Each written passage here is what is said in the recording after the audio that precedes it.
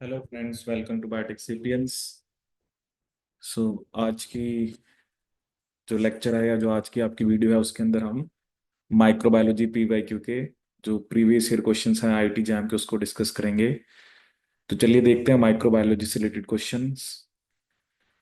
सो सबसे पहले क्वेश्चन आपको दे रखा याद है आपको 2018 के अंदर कि जो वायरल कैप्सिड्स होते हैं, ठीक है, viral capsids are made up of morphological subunits called capsomeres. One of the common capsomeres is icosahedral. ठीक है, अलग अलग टाइप के आपके जो बेसिकली कैप्सिड्स होते हैं बेसिकली। तो one of the shape is icosahedral. तो पूछ रहा है कि जो आइकोसाहेड्रोन है, it is a regular polyhedron with. ठीक है, तो बेसिकली इसके अंदर आपके 20 ट्रायंगुलर फेसेस होते हैं और 12 वर्टिसेस होते हैं। ठीक है, तो ये आपको याद रखना है। तो इसका आंसर क्या आपका सेकंड। ठीक है, तो अलग अलग टाइप की कैप्सिड्स की शेप होती है। जैसे आपने पढ़ा 11th क्लास के अंदर, जैसे टोबैको मोज़ोइक वायरस होता है उसके अंदर हेलिकल कैप्सिड होता है। ठीक है, वहां पर भी आइकोसाहेड्रल लिखा हुआ है। तो 20 triangular and 12 vertices.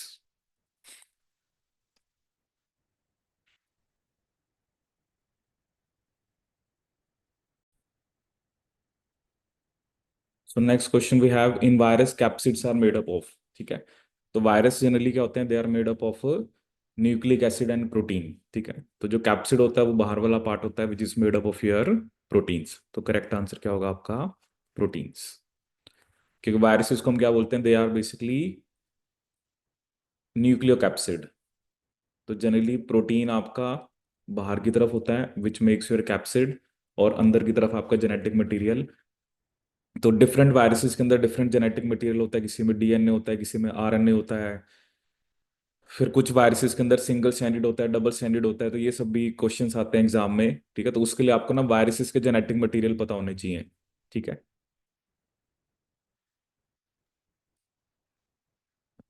Which among the following belongs to the family retroviridae. ठीक है, तो रेट्रोवायरस बेसिकली क्या होते हैं, जिनके पास रिवर्स ट्रांसक्रिप्टेज होता है। सो एज वी नो की जो HIV है, ठीक है, HIV is your human immunodeficiency virus which is a causative agent of AIDS. ठीक है, और इसमें चलो एक खास बात मैं आपको और बता देता हूँ कि इसके अंदर 2+ सिंगल स्टैंडर्ड RNA होते हैं। We have 2+ single standard RNA। Plus का मतलब क्या होता है कि that is 5' to 3'। That is they can be directly translated. But कुछ वायरसेस के अंदर 3' to 5' होता है, तो पहले उससे 5 to 3 बनाना पड़ता है और फिर उसकी बेसिकली क्या होती है, translation. So next question, which of the following is और आर ट्रू अबाउट रेट्रोवायरस। ठीक है, ये 24 का ही क्वेश्चन है। ठीक है, तो रेट्रोवायरस में जैसे भी मैंने आपको बताया कि उसके अंदर RNA होते हैं और 2 सिंगल स्टैंडर्ड RNA होते हैं। It contains double standard RNA genome. ये स्टेटमेंट आपकी गलत है। ठीक है, इट कैन कोज कैंसर। ठीक है, बेसिकली बहुत सारे ऐसे RNA वायरसेस होते हैं जो कि कैंसर कर सकते हैं। ठीक है, तो ये स्टेटमेंट आपकी सही है। ठीक है, इसके पास रिवर्स ट्रांसक्रिप्टेज होता है, ये भी आपका करेक्ट है। डबल स्टैंडर्ड DNA, तो जीनोम से रिलेटेड तो दोनों स्टेटमेंट ही गलत है। ठीक है, and it was a MSQ, multiple select था। तो इसका B और C दोनों क्या होंगे आपके, करेक्ट होंगे। ठीक है, moving on to the next question, the bacterium that can tolerate high concentration of salt and also ferment mannitol. ठीक है, ये जैसे जब मैंने आपको डिफरेंट टाइप्स ऑफ मीडिया बताए थे माइक्रोबायोलॉजी के अंदर, तो वहां पर बेसिकली क्या होता है, डिफरेंशियल एंड सिलेक्टिव। ठीक है, तो ये जो मैनिटोल वाला होता है ना, बेसिकली जो जिसमें आपका सॉल्ट है। ठीक है, क्योंकि हाई सॉल्ट कंसेंट्रेशन पे जैसे एक तो स्टेफाइलोकोकस ही ग्रो करता है, बट स्टेफाइलोकोकस बहुत सारे हैं, और दूसरा मैनिटोल को फर्मेंट करे। ठीक है, तो एक तरह से ये जो मीडिया मैंने आपको बताया था, it is differential as well as selective. Selective क्या है कि ये सिर्फ स्टेफाइलोकोकस को ही सिलेक्ट कर रहा है। अब स्टेफाइलोकोकस में भी अलग अलग टाइप की स्पीशीज है, बट वो स्पीशीज जो मैनिटोल को फर्मेंट करेगी वही इसके ऊपर आएगा। ठीक है, तो दैट इज स्टेफाइलोकोकस ऑरियस। ठीक है, it is differential as well as selective media. Identify the correct pairs. ठीक है, इसमें भी एक से ज्यादा करेक्ट हो सकता है आपका। तो एक तो जैसे मेंशन करके थर्मोफाइल। ठीक है, तो thermophile grows optimal at 67, so this could be correct. Mesophiles होते हैं जो आपके बेसिकली ऑप्टिमल ग्रो करते हैं 37 के ऊपर। साइक्रोफाइल होते हैं लो टेम्परेचर पे, और हेलोफाइल होते हैं सेलीन पे, सेलाइन कंडीशंस में। ठीक है, तो मतलब फर्स्ट का तो डी होना चाहिए। ठीक है, सेकंड का होना चाहिए आपका A, third has to be B, and fourth has to be C. ठीक है, तो फर्स्ट का डी है। ठीक है, तो ये स्टेटमेंट आपकी सही है। सेकंड का बी, तो ये गलत हो गया। ठीक है, यहाँ पर भी ये बेसिकली आपका ये बी गलती से आ गया, सी ऑप्शन होगी यहाँ पर। थर्ड का ए, तो ये भी गलत हो गया। ठीक है, और फिर हम बात करें अगर फोर्थ का सी। ठीक है, फोर्थ का सी सही है, तो इसके अंदर ए और डी बोथ के आपके करेक्ट है। Moving on to the next question. Match the organism micro organisms in group 1 with the human disease in group 2। ठीक है, सबसे पहला ट्रिपोनिमा पेलिडियम, ये करता है आपका syphilis. P has to be 4। ठीक है, एक ही ऑप्शन में। सिर्फ ये पता होने से कि ट्रिपोनिमा क्या करता है क्वेश्चन हो गया। ट्रेपेनोजोमा क्रुजई। ठीक है, एक है गैम्बेन्जी और बॉर्डिटेला प्रोट्यूसिस। ठीक है, अब देखो क्यू का क्या आपका 3, चेगैस डिजीज, गैम्बेन्जी, स्लीपिंग सिकनेस। ठीक है, जैसे हमने पढ़ा ना, स्लीपिंग सिकनेस भी दो टाइप की होती है, एक अफ्रीकन होती है, एक अमेरिकन होती है। ठीक है, तो एक क्रुजई करता है और दूसरा आपका बेसिकली गैम्बेन्जी। और प्रोट्यूसिस क्या करता है आपका वूपिंग कफ। ठीक है, वूपिंग कफ को हम प्रोट्यूसिस भी बोलते हैं। ठीक है। ठीक है, तो दो टाइप की स्लीपिंग सिकनेस होते हैं, एक अफ्रीकन एक अमेरिकन। तो जो गम्बेन्जिया वो मेनली अफ्रीकन करता है, और जो क्रुजाई होता है वो अमेरिकन, जिसे हम चेगैस डिजीज भी बोलते हैं। ठीक है। Eukaryotic cell containing flagellates. ठीक है, cell lining the fallopian tube, sperm paramecium cell lining the respiratory tract. तो फेलोपियन ट्यूब की सेल लाइनिंग में सीलिया होता है, पैरामीशियम भी सिलेटेड प्रोटोजोआ है, और रेस्पिरेटरी ट्रैक्ट में भी सीलिया होता है। So we are left with only one option which is your sperm. Next question. Which of the following statement is correct? Gram negative bacteria are coloured purple. नहीं, basically जब हम gram staining करते हैं तो gram positive हमें purple दिखते हैं, gram negative हमें पिंक दिखते हैं, तो ये तो गलत हो गया कि ये पर्पल है। Gram negative bacteria are commonly more resistant to antibiotics and gram positive. ठीक है, ये सही है, क्योंकि इनके अंदर एक आउटर मेम्ब्रेन एक्स्ट्रा होती है which is made up of LPS, and which create a permeability barrier, कि मोस्ट ऑफ द जो बहुत सारे ड्रग्स हैं वो उसको क्रॉस नहीं कर पाते। So their cell wall consist of a thick layer. नहीं, जो ग्राम नेगेटिव होता है उसके अंदर पेप्टिडोग्लाइकन की लेयर थिन होती है। ठीक है, cell wall of gram negative bacteria does not contain an outer membrane, ये भी गलत है। ग्राम नेगेटिव बैक्टीरिया है ही क्यों डिफरेंट ग्राम पॉजिटिव से? क्योंकि उसके अंदर एक आउटर मेम्ब्रेन प्रेजेंट होती है। ठीक है। Which one of the following statement is correct for mycoplasma? ठीक है, माइकोप्लाज्मा के बारे में सब कुछ पता है कि वो प्लियोमॉर्फिक होते हैं, तो डेफिनेट शेप तो है नहीं। ठीक है, ऑस्मोटिक शॉक से वो रेजिस्टेंट आपके नहीं होते, क्योंकि उनमें तो सेल वॉल ही नहीं है। ठीक है, their growth is inhibited by penicillin, ये सही है, क्योंकि पेनिसिलिन सेल वॉल पे एक्ट करती है, और माइकोप्लाज्मा स्मॉलेस्ट प्रोकैरियोट्स होते हैं और इनके पास सेल वॉल नहीं होती। They are non pathogenic to humans, ये स्टेटमेंट भी आपकी गलत है। They are pathogenic to humans. Moving on to the next question. यहाँ पर कुछ एंट्रीज हैं, आपने मैच करनी है ग्रुप 1 और ग्रुप 2। मतलब हमारे पास कॉजेटिव एजेंट है, जैसे bacteria, virus, protozoa, auto antibodies, और हमें डिजीज बतानी है। ठीक है, तो बैक्टीरिया की बात करें तो इसमें से जो ट्यूबरक्लोसिस है that is a bacterial disease. ठीक है, वायरस की बात करें तो वो इन्फ्लुएंजा करता है, प्रोटोजोआ मलेरिया करता है, और auto antibodies myasthenia gravis which is a autoimmune disorder. ठीक है, so P has to be 2। चलो पी का 2 तो अब दो ऑप्शन में है, तो ये दोनों तो एलिमिनेट होगी। क्यू हैज टू बी 3, तो ये आंसर आपका बनेगा। आर इसमें 1 आ गया और एस के आ गया आपका 4। ठीक है, तो बहुत ही सिंपल क्वेश्चन है, क्योंकि ये सब डिजीज हम इम्यूनोलॉजी में भी हमने पढ़ी हैं, तो आपको सबसे पहले ये पता हो कि अलग अलग जो डिजीज है, ठीक है, कौन सी डिजीज बैक्टीरिया करता है, कौन सी डिजीज फंगस करती है, कौन सी डिजीज वायरसेस करते हैं, कौन सी डिजीज प्रोटोजोन करते हैं। ऐसे कुछ एनिमल भी डिजीज करते हैं, जैसे आपको पता है राउंड वॉर्म्स हैं, विचूरिया बैनक्रॉफ्टाई, विचूरिया मैलेयाई, जो एलिफेंटाइसिस करते हैं। ठीक है, तो हर एक डिजीज में मतलब जो क्वेश्चन आते हैं ना, एटलीस्ट आपको पॉजिटिव एजेंट पता हो तब भी आपका आंसर हो जाएगा। ठीक है, नेक्स्ट क्वेश्चन। प्रोटोजोन आर, ठीक है, तो प्रोटोजोन जब हम पढ़ते हैं वो प्रोटिस्टा में आते हैं। So they are unicellular and eukaryotic. तो ए और सी दोनों सही हैं क्योंकि इट इज एमएसक्यू, ये आपका एमएसक्यू की फॉर्म में आया होगा। Match the type of flagella in group 1 with the definition in group 2। मोनोट्रिकस मतलब एक ही फ्लैजिला, ठीक है। पैरीट्रिकस का मतलब क्या होता है, flagella distributed over the entire cell. Lopho मतलब कि basically two or more flagella at one pole of the cell, और amphitrichous flagella at both poles of the cell. So P has to be 4, ठीक है, P का 4 लेकिन 3 option में है। Q has to be 3, ठीक है, यहां पर भी यही ऑप्शन बन रही है।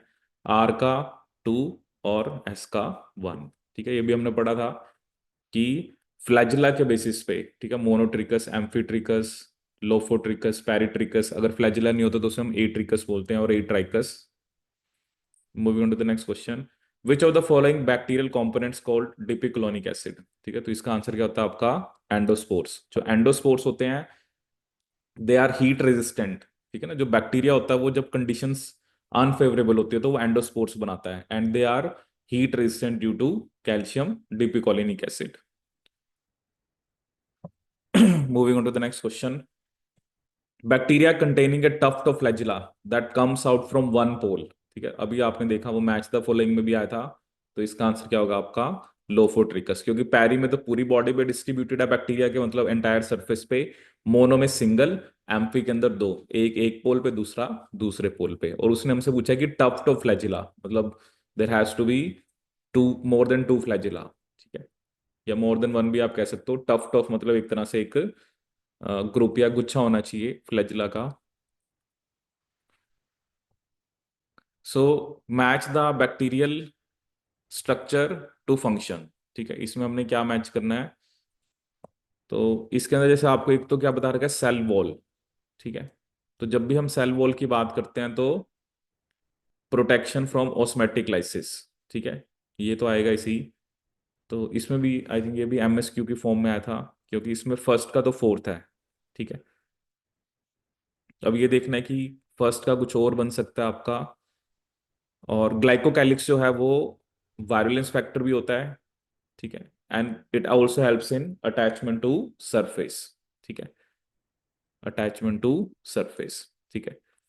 तो इसका बी और डी जो है वो आपकी दोनों ऑप्शन करेक्ट है, ठीक है।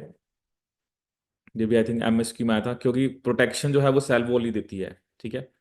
तो फर्स्ट का फोर्थ, और बेसिकली वायरुलेंस फैक्टर और अटैचमेंट टू सरफेस, उसमें कौन हेल्प करता है आपका glyco basically calyx. Moving on to the next question, यहाँ पर हमें मॉर्फोलॉजी मतलब शेप दे रखी है, और वो हमसे पूछ रहे हैं कि कौन सा बैक्टीरिया कौन सा है। तो जैसे आर का तो हमें पता ही है, कॉमा कौन सा होता है हमेशा, विब्रियो जहां पर भी नाम आ गया वो कॉमा शेप, ठीक है। तो R has to be 4, R has to be 4, और एक ही ऑप्शन में देखो P3, निजीरिया गोनेराई, मतलब जैसे निजीरिया वाला दिखा रहा है कोकस।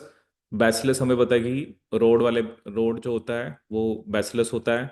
और स्पाइरल का एग्जांपल यहाँ पे क्या दे रखा है आपको, ट्रिपोनिमा, ठीक है। तो आप देख रहे हो ना कितने इजी क्वेश्चन है, एक आधा ही पता होने से आपके बाकी क्वेश्चंस हो रहे हैं, ठीक है। विब्रियो पता होने से मेरा क्वेश्चन ही हो गया था। तो very easy questions. Next question, if A bacteria culture with a doubling time of 30 minutes starts with 2 cells, then the number of cells after 4 hours, ठीक है। देखो इसके लिए सिंपल सा फॉर्मूला जैसे हम लिखते हैं कि N T is equal to N not dot two की power N, where N is the number of generation, ठीक है। अब इनिशियल नंबर ऑफ सेल मुझे 2 गिवन है, अब 4 आवर्स हैं, और एक जनरेशन 30 मिनट्स की है, तो मैं नंबर ऑफ जनरेशन निकाल सकता हूँ, ठीक है। 4 घंटे या 4 आवर्स का मतलब हो गया 240 मिनट्स, तो 240 को मैंने डिवाइड करना है 30 से, तो ये कितनी जनरेशन आ गई 8, ठीक है। तो 2 × 2 की पावर 8, ठीक है। अब 2 की पावर 8 कितनी होती है आपकी, तो 2 की पावर 8 आएगी आपकी 256, ठीक है ना। 2 की पावर 1 2, 2 स्क्वायर 4, 2 क्यूब 8, 2 की पावर 4 16, फिर 2 की पावर 5 32, 2 की पावर 6 64, 7 128, और 8 कितनी आएगी 256। तो मेरा आंसर आ जाएगा 2 × 256, which comes out to be 512। 12। ठीक है, next question. A bacterial culture containing 32 into 10 की power 6 cells after 2.5 hours of exponential growth. If the doubling time was 30 minutes, what was the initial number? ठीक है, अब इसमें initial number पूछा, formula वही लगाते हैं, N T is equal to N naught into two की पावर एन। अब मुझे यहाँ पर एन कितना दिया हुआ है, बेसिकली 2.5 आवर्स हैं और 30 मिनट्स का एक डबलिंग टाइम है, तो मतलब यू हैव टू मल्टीप्लाई, मतलब डिवाइड 150/30, मतलब नंबर ऑफ जनरेशन 5 आ जाएंगी। 30 मिनट्स की एक है ना, तो 1 घंटे में 2 हैं, 2 घंटे में 4 हैं, 2.5 घंटे में 5 है। अब मुझे एंटी कितना दे रखा है, 32 इंटू 10 की पावर 6। ठीक है, और एन नोट मैंने निकालना है इंटू 2 की पावर 5। ठीक है, अब 2 की पावर 5 क्या होता है, 32, तो एन नोट यहां से क्या आ गया आपके पास, 10 की पावर 6। ठीक है, या इसको मैं क्या लिख सकता हूं, 10 इंटू 10 की power 5 cells. So the correct answer is B. Moving to the next question. A culture of 10 raised to power 6 bacteria with doubling time of 60 minutes is grown in nutrient medium at 37 degrees Celsius. Considering that the nutrients are unlimited, the number of bacteria at the end of 10 hour, ठीक है, doubling time 1 hour है। ठीक है, और आपसे पूछ रहा है कि 10 hour के बाद। ठीक है, तो N T is equal to N naught 2 की पावर एन, एन यहाँ पे क्या होगा, 10। ठीक है, क्योंकि 10 ही जनरेशन है, तो एन नॉट कितना है हमारे पास, 10 की पावर 6, और 2 की पावर जो 10 है वो कितना आएगा आपका, 1024। ठीक है, जैसे अभी देखा था ना, 2 की पावर 8 क्या था, 256, 2 की पावर 9 आएगा 512, और 2 की पावर 10 क्या आएगा आपका, 1024। ठीक है, तो यहाँ पर आंसर आपको सिंपली क्या लिखना है, 1024, क्योंकि इंटू 10 की पावर 6 उन्होंने पहले से यहाँ पर मेंशन किया हुआ है। Moving on to the next question.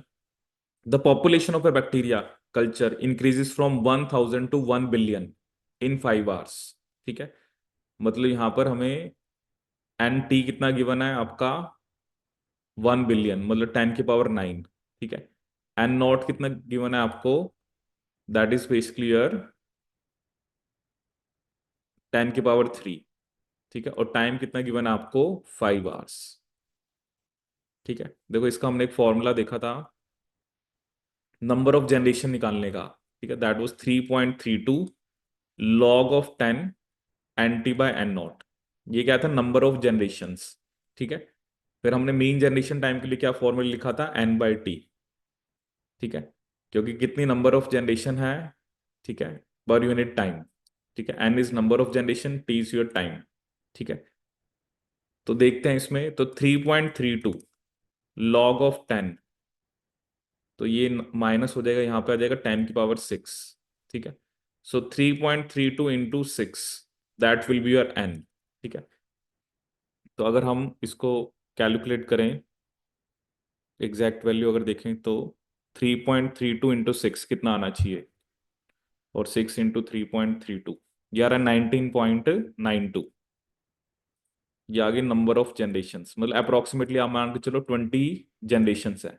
ठीक है, और जनरेशन टाइम मैंने आपको क्या बताया था, सॉरी इसमें दो चीजें थी ना, एक तो था मीन ग्रोथ रेट कांस्टेंट और एक था जनरेशन टाइम। ठीक है, तो ये तो हमें t/n करना पड़ेगा, जनरेशन टाइम के लिए हमें t/n। तो t यहां पर हमारा कितना है, 5, और जनरेशन कितने हैं, ये 20। ठीक है, तो 5/20 क्या आ रहा है आपका, it comes out to be 0.25, 0.25। But ये आंसर किस में आएगा आपका, आर में। हमें आंसर निकालना मिनट्स में, तो आप 0.25 को 60 से कर दो, तो मिनट्स में ये आंसर कितना आ गया आपका, 15 मिनट्स। ठीक है, तो क्या आंसर आना चाहिए आपका, 15 minutes.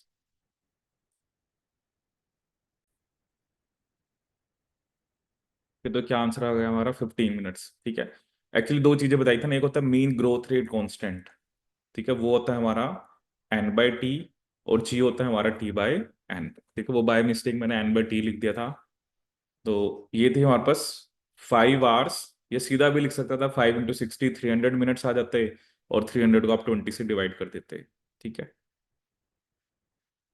Next question we have, in a bacterium a mutation resulted an increase in Ks for ammonium from 50 micromolar, ठीक है इसमें कुछ मिसिंग है, फ्रॉम 50 माइक्रोमोलर टू, हाँ ये लिखा नहीं, फ्रॉम 50 माइक्रोमोलर टू 5000 माइक्रोमोलर, ठीक है, विदाउट अफेक्टिंग म्यू मैक्स। तो म्यू जो है of mutant growing on 0.5 millimolar ammonium in the medium decreases by factor of dash, कितने फैक्टर से वो बेसिकली जो म्यू है वो आपका डिक्रीज हो गया, ठीक है। देखो ये भी एक मोनोड इक्वेशन होती है, mu into mu max S by K S plus S, ठीक है। अब देखो पहले ये जो आपके पास के एस की वैल्यू है ये 50 से 5000 होगी, ठीक है, तो के एस चेंज हुआ है, एस उसने रखा है 0.5, ठीक है, बट ये मिली मोलर में है, तो इसको मैंने अगर माइक्रोमोलर में कन्वर्ट करना है तो इट हैज टू बी 10 की पावर 3 से मल्टीप्लाई करोगे, 10 की पावर 3 से डिवाइड करोगे, ठीक है। तो ये 3 ऊपर जाके हो जाएगा -3, ठीक है, और मिली -3 होता है, तो ये इसको मैं लिखता हूँ कि 0.5 इंटू 10 की पावर 3 बाई 10 की पावर 3 इंटू 10 की पावर -3 मोलर, ये 3 भी ऊपर चला गया, तो 0.5 इंटू 10 की पावर 3 माइक्रोमोलर, ये कितना आ गया 500, ठीक है। क्योंकि ये वैल्यूज मुझे माइक्रो में गिवन है तो मुझे ये भी माइक्रो में लेना पड़ेगा।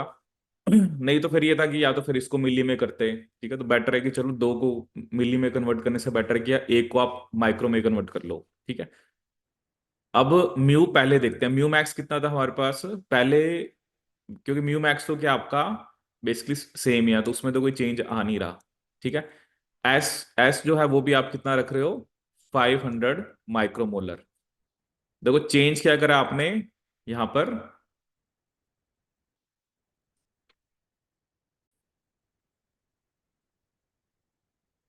सो म्यू मैक्स इंटू 500, के एस कितना था पहले आपका 50, सो 50 प्लस, और एस कितना आपका 500, ठीक है, एस कितना आपका 500, ठीक है, क्योंकि चेंज क्या हुआ आपका के एस चेंज हुआ है, ठीक है, तो पहले म्यू की वैल्यू ये है, फिर आपने जो म्यू की वैल्यू म्यूटेशन के बाद है, क्योंकि एस तो हमने सेम ही रखना है, that has to be 500 micromolar, ठीक है। चेंज क्या हुआ मेरा के एस चेंज हुआ है, पहले 50 था अब हो गया 5000, 5000 प्लस 500, ठीक है।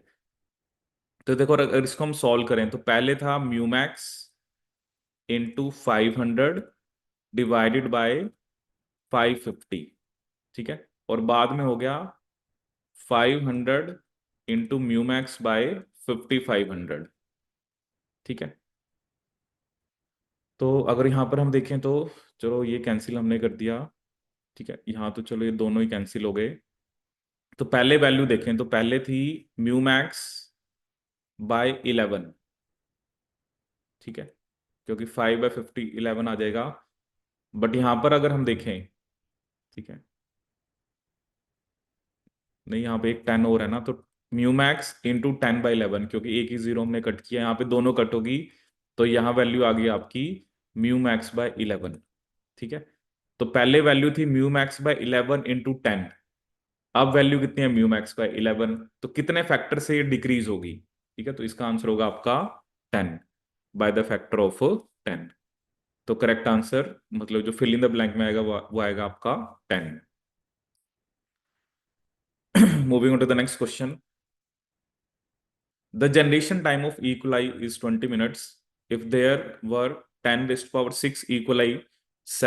coli present in an exponentially growing synchronous culture, then the average time required to obtain a final population of 4 into 10 की पावर 6, ठीक है।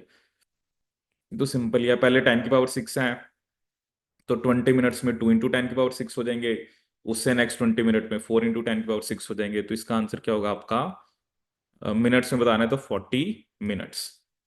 तो है ना, कई बार ये ध्यान से देख लेना कि मिनट्स में पूछा है आवर्स में पूछा है, ठीक है, फिर आवर्स होता तो मैं 40/60 करता, ठीक है। Next question, the enriched media use to facilitate the growth of fastidious micro organisms, ठीक है, देखो फास्टिडियस जनरली वो होते हैं कि जो मतलब सिंपली ऐसे ग्रो नहीं करते, उनकी कुछ स्पेसिफिक रिक्वायरमेंट होती हैं, ठीक है। तो या मे बी कुछ ऐसे माइक्रोब जो कम क्वांटिटी में है, ठीक है। तो ये जैसे मैंने आपको बताया भी था कि जैसे ब्लड अगार, तो ब्लड अगार जो होता है वो मेनली हम यूज करते हैं, ठीक है। बट ये बाकी भी जितने मीडिया ना, सेलेनाइट, एफ्रोथ, ब्लड अगार, चॉकलेट अगार, लोफ्रस सीरम्स, ये सब हम यूज करते हैं। जैसे ब्लड अगार मेनली हम करते हैं स्टेफाइलोकोकस के लिए, ठीक है। चॉकलेट हम करते हैं निजीरिया के लिए, ठीक है। ये सेलेनाइट वाला भी मेनली हम यूज करते हैं आपका सैल्मोनेला और शिगेला के लिए, ठीक है। और जैसे एक इसमें आपको बता रखा है लोफ्लर सीरम, ये मेनली हम यूज करते हैं कोराइनी बैक्टीरियम डिप्थीरिया के लिए, ठीक है। तो ये आप याद रख सकते हो, ठीक है। तो इसके अंदर ये अलग अलग टाइप के मीडिया हैं, ठीक है। तो जैसे सैलेनाइट एफ्रो होता है, ये बता रखा है मेनली सैल्मोनेला और शिगेला,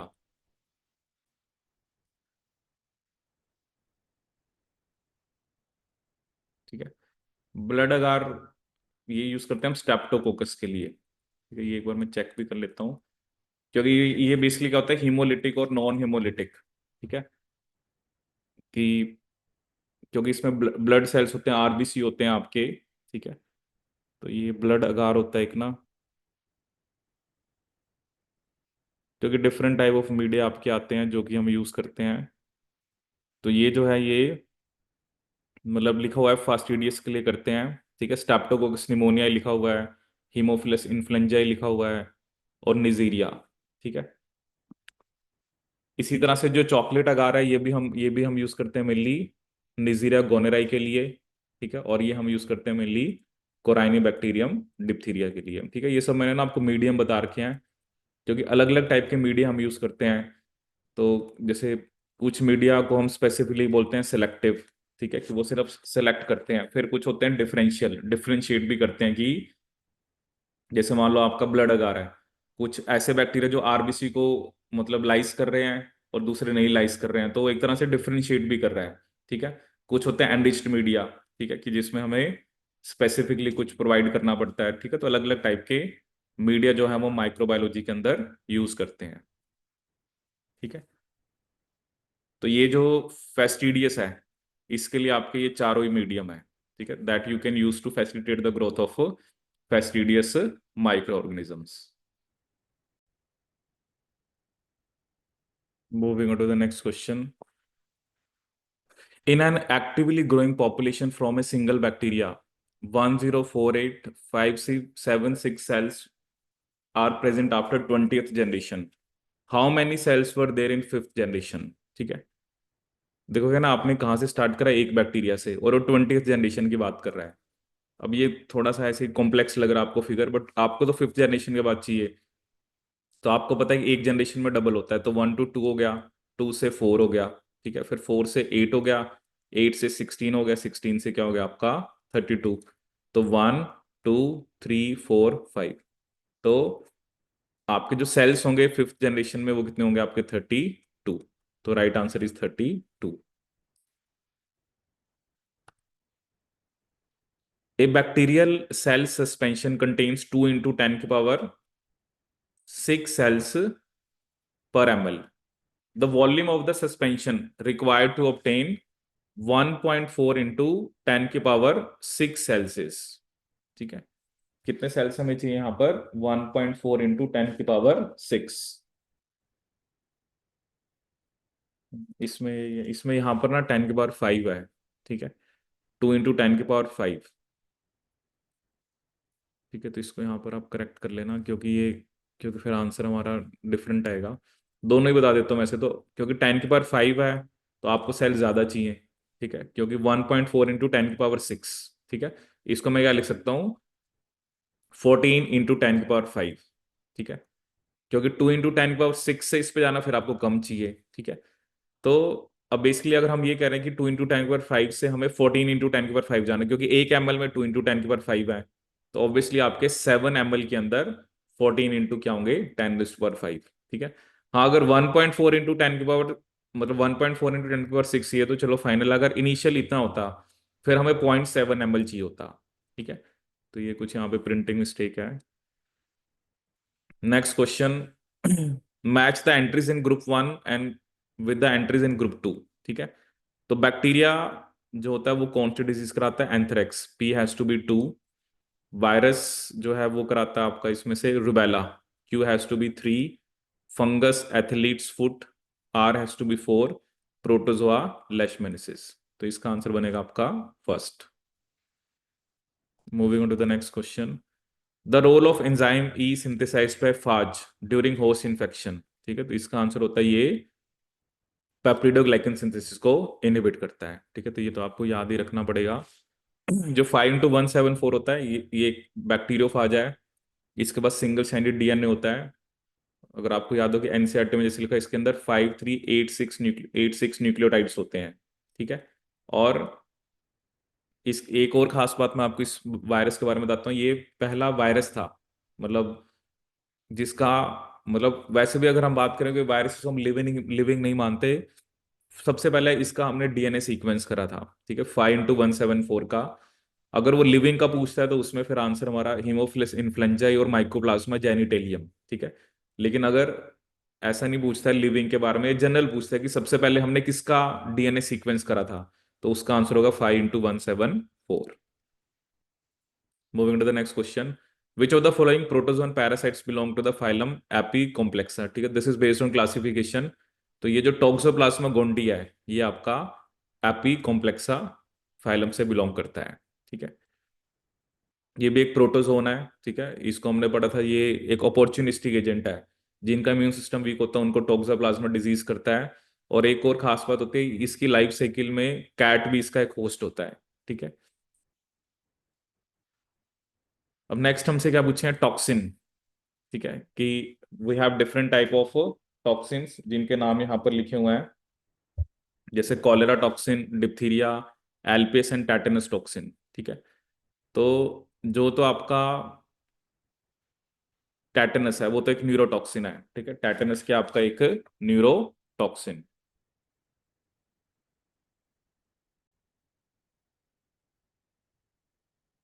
ठीक है, तो इसमें भी इसलिए हम डिस्कस कर रहे थे कि जो टेटेनस है वो आपका न्यूरोटॉक्सिन है। सो एस हैज टू बी 2। ठीक है, तो एस जो 2 है वो आप देख सकते हो, वैसे तो सिर्फ एक ही ऑप्शन में है। ठीक है, इसके अलावा जैसे lipopolysaccharide it has to be your endotoxin. ठीक है, तो आर हैज टू बी 1। ठीक है, फिर आपको दे रखा है कॉलेरा और डिप्थीरिया टॉक्सिन। ठीक है, तो पी का क्या बता रखा आपको? एक ये एंटेरोटॉक्सिन है और डिप्थीरिया टॉक्सिन, क्योंकि डिप्थीरिया टॉक्सिन के बारे में भी हमने पढ़ा था, ये ट्रांसलेशन को इनहिबिट करता है। ठीक है, तो इसका आंसर क्या बन रहा है आपका? C. Moving on to the next question. This is about the causative agents. ठीक है, जैसे साइफिलिस, ये कौन करता है आपका? Treponema pallidum. ठीक है, तो पी हैज टू बी 3। ठीक है, अब P3 जो है वो दो ऑप्शन के तहत डिजेंट्री करता है आपका शिगेला। ठीक है, क्यू हैज टू बी 1। ठीक है, अब देखो बाकी, अब वूपिंग कफ भी आपको पता है वो बॉडी टेला प्रोड्यूसेस करता है, और गैस गैंग्रीन क्लोस्ट्रीडियम पेरिफेरेंजिस। ठीक है, तो इसका क्या आंसर होगा आपका? D. The next question. Which of the following components of bacterial cell act as a endotoxin. ठीक है, तो एंडोटॉक्सिन की हमने बात करी थी, एलपीएस। एलपीएस के अंदर जो लिपिड ए वाला पार्ट होता है वो एंडोटॉक्सिन होता है। तो इसका आंसर क्या होगा आपका? LPS. An organism that cause obstruction of lymphatic system. ठीक है, ये जो हम बोलते हैं फिलेरेसिस बोलते हैं। ठीक है, कि जिसमें लोअर लिम्स की इन्फ्लेमेशन हो जाती है आपकी। ठीक है, तो बेसिकली उसका आंसर होगा आपका विचीरिया बैनक्रॉफ्टाई। एक विचीरिया बैनक्रॉफ्टाई होता है और एक विचीरिया मैलेआई। ठीक है, which is responsible for filariasis. Filarial worm होता है आपका ये, एक तरह से ये आपका राउंड वॉर्म है जो ये डिजीज करता है। ठीक है, bacterial plasmid jeans of non chromosomal origin. ठीक है, जैसे ऑब्वियसली बैक्टीरिया में प्लाज्मिड्स होते हैं और जो नॉन क्रोमोसोमल ओरिजिन के हैं they are associated with providing resistance. ठीक है, ये सही है, क्योंकि वो कुछ ना कुछ रेजिस्टेंस उनके ऊपर जीन्स होती हैं। The degradation of toxin material, ये भी हो सकता है। The production of certain toxin and the transfer of genetic material. ठीक है, इसमें जैसे हम एफ प्लाज्मिड की बात करते हैं, तो जो प्लाज्मिड की जीन्स हैं उनके ये सब फंक्शंस हो सकते हैं। जनरली हम बात करते हैं, एक तो जब हम बैक्टीरियल कॉन्जुगेशन पढ़ते हैं तब हम एक एफ फैक्टर की बात करते हैं, उसके ऊपर ऐसी जीन्स होती हैं जो कॉन्जुगेशन में हेल्प करती हैं। एंटीबायोटिक रेजिस्टेंस, कि उनके ऊपर ऐसी जीन्स होते हैं जो एंटीबायोटिक को क्या कर सकती हैं, आपकी इनएक्टिवेट कर सकती हैं, या उसके इफेक्ट को सप्रेस कर सकती हैं। ठीक है, तो ये सभी हो सकता है। तो एंटीबायोटिक हो गया, कुछ टॉक्सिन मटेरियल्स की डिग्रेडेशन होगी, और कुछ टॉक्सिन भी ऐसे हो सकते हैं कि जिसकी जीन्स प्लाज्मिड के ऊपर हो। द डेसिमल रिडक्शन टाइम, ठीक है, डेसिमल रिडक्शन टाइम बेसिकली क्या होता है, ये वो टाइम होता है जिसमें 90% जो माइक्रोब्स हैं वो किल हो जाते हैं। ठीक है, जो डेसिमल रिडक्शन टाइम है वो हमें 1 मिनट दिया हुआ है। If a suspension of bacterial culture contains population of 10 की power 6 cells, then the time required to reduce the number of bacteria to 10। ठीक है, 10 का मतलब वही होगा ना कि मतलब हमें 10 की पावर 6 से 10 तक जाना है। ठीक है, और डेसिमल रिडक्शन टाइम क्या टाइम होता है जिसमें basically 90% of the cells are killed. 90% of the cells are killed, मतलब you are only left with 10%। ठीक है, तो अगर हम ये देखें कि 10 की पावर 6 जो है उसका 10% क्या होगा, दैट इज 10/100। ठीक है, तो वो 10 की पावर कितना आ रहा है आपका, 10 की पावर जो 6 है उसका 10% कितना होगा आपका, 10 की पावर 5। ठीक है, तो मतलब 1 मिनट में 10 की पावर 6 से 10 की पावर 5 हो रहे हैं। ठीक है, अब क्या होगा, अगले में 1 मिनट के अंदर 10 की पावर 4 हो जाएंगे, क्योंकि 10% रह जाते हैं। तो 10 की पावर 5 का 10% होगा 10 की पावर 4। अगले 1 मिनट में 10 की पावर 3, फिर 10 की पावर 2, और फिर 10। ठीक है, मतलब 1 मिनट में 10 की पावर 5 हुए, फिर अगले मिनट में 10 की पावर 4, फिर 10 की पावर 3 3 मिनट्स हो गए, फिर 10 की पावर 2 4 मिनट्स, और फिर 10 5 मिनट्स। तो इसका आंसर क्या होगा आपका, 5 मिनट्स। ठीक है, क्योंकि डेसिमल रिडक्शन टाइम वो टाइम होता है जिसमें आपके 90% किल हो जाते हैं, ये डेफिनेशन आप याद रखना। ठीक है, और 90% अगर आप 10 की पावर 6 हैं, 90% की डेथ होगी, तो रह कितने के आपके, ओनली 10%। ठीक है, एक बार चेक भी कर लेते हैं। तो इसका आंसर आना चाहिए आपका 5 मिनट्स। ठीक है, कितना आंसर आना चाहिए आपका, 5 मिनट्स। ठीक है, 5 ही आंसर दे रखा है। मतलब आपको क्या करना है, जितने इनिशियल है उसका आपने सिर्फ 10% देखना है।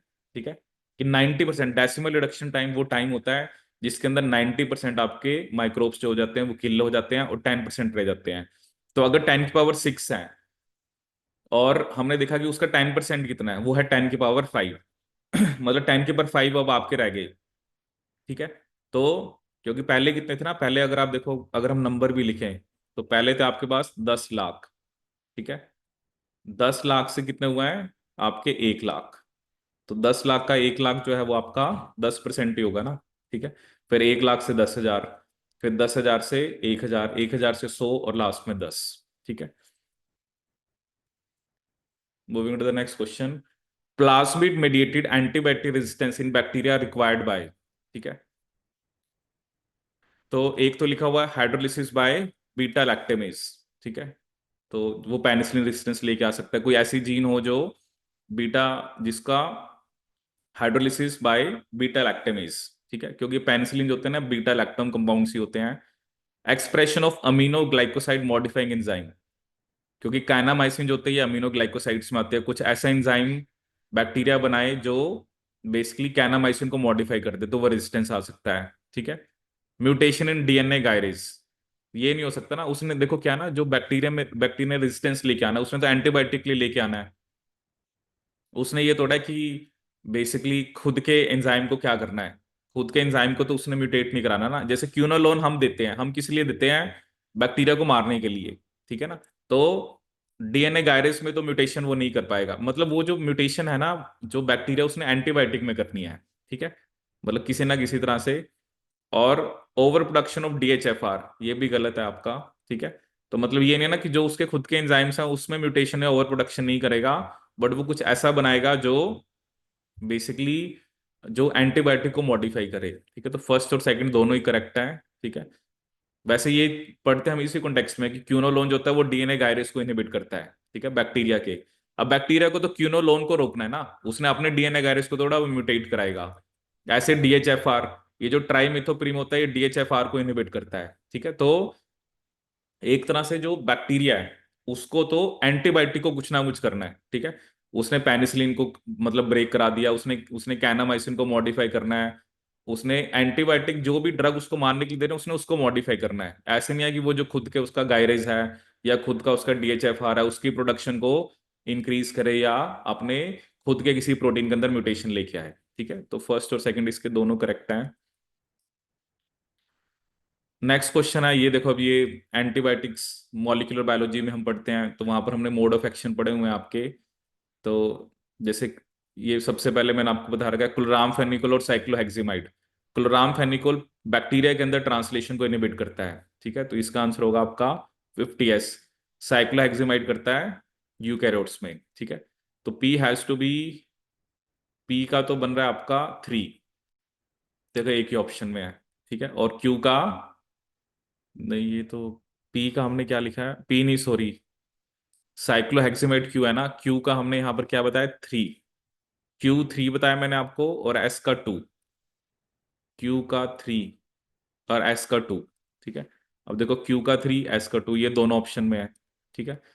अब आपको देखना है एक स्टेप्टोमाइसिन और ये रिफामाइसिन, ठीक है। यहाँ पर वैसे तो एक रापामाइसिन होती है और एक रिफेम्पिसिन होती है, ठीक है। अभी एक बार चेक करना पड़ेगा, it has to be rifamycin या ये क्या होता है आपका, ठीक है। बट स्ट्रेप्टोमाइसिन जो होता है वो भी हमने पढ़ा है, वो इनहिबिट करता है आपका फॉर्माइल मिथ्योनिन टीआरएनए2 राइबोसोम, ठीक है। क्योंकि ये तीनों की तीनों ट्रांसलेशन को इनहिबिट करती हैं। लेकिन जो रिफामाइसिन है, ठीक है, ये बेसिकली आपकी यहाँ पर होनी चाहिए रिफैम्पिसिन या तो, क्योंकि हमने रिफैम्पिसिन पढ़ी थी जो आरएनए पॉलीमरेज को इनहिबिट करती है, ठीक है। तो मतलब स्ट्रेप्टोमाइसिन भी ट्रांसलेशन से रिलेटेड है, तो पी हैज टू बी 4, ठीक है, and R has to be 1, ठीक है। ये चेक कर लेंगे, उतने रिफामाइसिन है या यहाँ पर रिफैम्पिसिन होती है जनरली जो बैक्टीरिया के आरएनए पॉलीमरेज को इनहिबिट करती है। Next question we have that is something related to year, ये अलग अलग टाइप के कुछ एंजाइम्स हैं जिसको हम बेसिकली कहाँ पर यूज करते हैं आपके इंडस्ट्री के अंदर। जैसे इसमें आपको बता रखा है कि जो फाइटेज है, ठीक है, इसको हम यूज करते हैं टू इम्प्रूव, ये तो आपको याद ही करना पड़ेगा, to improve mineral availability availability, ठीक है। क्यू जो होता है जाइलेनेज, उसको हम पेपर एंड पल्प प्रोसेसिंग में यूज करते हैं, ठीक है। लैकेस को हम यूज करते हैं डीलिग्निफिकेशन में, और ब्रोमेलिन को हम यूज करते हैं ग्लूटन कॉम्प्लेक्स रिडक्शन में, ठीक है। ग्लूटन कॉम्प्लेक्स रिडक्शन, तो it has to be second, ठीक है। ये तो चलो थोड़ा एप्लीकेशन पार्ट है कि अलग अलग टाइप की जो इंडस्ट्रीज हैं या इन एंजाइम्स को हम कहाँ पर यूज करते हैं। नेक्स्ट क्वेश्चन, ये कुछ आपको क्या दे रखे हैं, कुछ सब्सटेंसेस दे रखे हैं, nylon, natural rubber, starch, myoglobin. अब मायोग्लोबिन हमें पता है वो अमीनो एसिड का बना हुआ क्योंकि ये प्रोटीन है, स्टार्च हेक्सोस, ठीक है। नेचुरल रबर आइसोप्रीन होगा, नाइलॉन एडिपिक एसिड, ठीक है। तो पी हैज टू बी 4, ठीक है, वो तीन ऑप्शन में है। Q has to be 1, R has to be 2, S has to be 3, तो इसका क्या आंसर होगा आपका A. Moving to the next question, which of the following statement about golden rice is correct, ठीक है। गोल्डन राइस जो होता है बेसिकली एक ट्रांसजेनिक प्लांट है जिसके अंदर हमने बीटा कैरोटीन को बनाने वाली जीन डाली है और जो हमारे अंदर विटामिन ए बनाता है, तो ये सही है। It increases vitamin A levels, तो डी और के आपका गलत है। और ये ट्रांसजेनिक क्रॉप है जिसमें कैरोटीन होती है, ठीक है। Actually beta carotene is a precursor of vitamin A, ठीक है। तो गोल्डन राइस इसलिए बनाया गया था कि जिन कंट्रीज के अंदर बेसिकली नाइट ब्लाइंडनेस के केसेस ज्यादा आ रहे थे क्योंकि उनके अंदर विटामिन ए की डेफिशिएंसी हो रही थी, तो इसलिए साइंटिस्ट ने स्टेपल फूड को यूज किया। उन्होंने अंदर गोल्डन राइस जो था प्लांट था उसके अंदर कुछ जीन्स डाली जिसकी वजह से उसमें बीटा कैरोटीन बना, और जो भी लोग गोल्डन राइस को कंज्यूम कर रहे हैं वो बेसिकली बीटा कैरोटीन से क्या बना रहे हैं आपका विटामिन ए, ठीक है। तो ए और डी दोनों इसके अंदर क्या आपका करेक्ट है, ये 24 का ही क्वेश्चन है, ठीक है। सो तो ये बेसिकली हमने 40 क्वेश्चंस डिस्कस किए which are related to microbiology. तो ये सभी क्वेश्चंस हैं जो लास्ट 9-10 ईयर्स में आपके आए हैं, ठीक है। So I hope you like this video, and for all these kind of videos please subscribe to our channel Biotech Sapiens. Thank you so much.